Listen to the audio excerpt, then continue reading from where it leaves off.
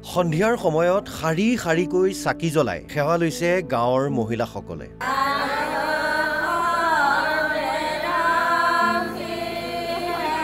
এয়া নদীলৈ প্ৰাৰ্থনা তেওঁলোকৰ, এই প্ৰাৰ্থনা জলদেৱতালৈ। এই দৃশ্য হৈছে লখিমপুৰৰ ৰঙা নদীৰ আমতলাৰ। প্ৰায় দুসপ্তাহ পূৰ্বে নিপকুসৃষ্ট বানে প্ৰলয়ৰ সৃষ্টি কৰিছিল এই অঞ্চলটোত। মথাউৰি ভাগি সোমাই অহা পানীয়ে এফালৰ পৰা ধ্বংস কৰি গৈছিল সকলো। চকুৰ সন্মুখতেই ভাগি পৰিছিল পকী ঘৰ, চাৰখাৰ হৈ গৈছিল কেইবাটাও ঘৰ, হাহাকাৰ কৰিবলগীয়া হৈছিল বহু পৰিয়ালে। তাৰ পিছতেই যোৱা 2 জুনত মুখ্যমন্ত্ৰী হিমন্ত বিশ্ব শৰ্মা উপস্থিত হৈছিল আমতলাবাসীৰ কাষত আৰু মথাউৰিৰ ভগা অংশ ক্ষিপ্ৰতাৰে নিৰ্মাণ কৰিবলৈ দিছিল নিৰ্দেশ।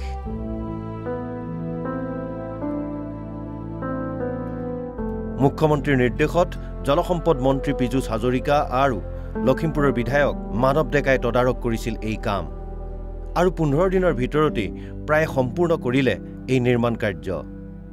জিঅ' টিউব, জিঅ' বেগ আৰু জিঅ' মেট ব্যৱহাৰ কৰি উন্নত পদ্ধতিৰে নিৰ্মাণ কৰা হ'ল মথাউৰিটোৰ ভগা অংশ। আমতলা গাঁৱৰ মহিলাসকলে চাকি বন্তি জ্বলাই জলদেৱতাক সেৱা কৰি প্ৰাৰ্থনা জনালে।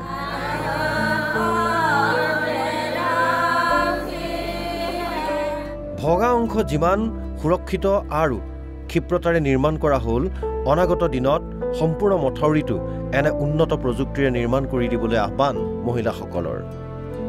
এখন যেনেকৈ অতি মানে উঠাইছে আমাৰ গোটেই মথাউৰিটো আমাৰ ভৱিষ্যত প্ৰজন্মৰ সুৰক্ষাৰ কাৰণে আমাৰ গোটেই মথাউৰিটো যদি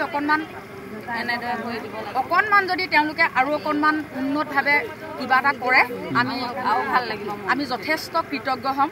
আমাৰ ভৱিষ্যত প্ৰজন্মৰ সুৰক্ষা বুলি ভাবিম, সুৰক্ষিত, তেওঁলোক সুৰক্ষিত হ'ব। এতিয়া আমাৰ যথেষ্ট হানি হৈছে, কাৰোবাৰ কিতাপ পত্ৰ গৈছে, কাৰোবাৰ কিবা হৈছে। ভৱিষ্যতে যাতে এইটো ঘটনাৰ পুনৰাবৃত্তি নঘটে আমি চৰকাৰলৈ এটা আহ্বান জনাম।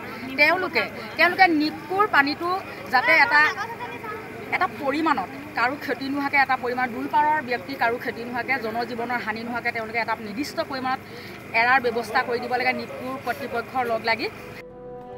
প্ৰথমটো বান গ'ল, অনাগত সময়ত হয়তো আৰু 1 বা 2টা বান আহিব।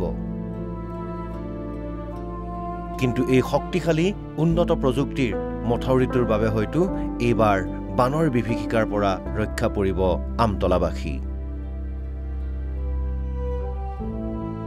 সেই আশাই কৰিছে এতিয়া এইসকল ভুক্তভোগী লোকে। লখিমপুৰৰ পৰা অজিত কুমাৰ মেধিৰ ৰিপৰ্ট, NB নিউজ।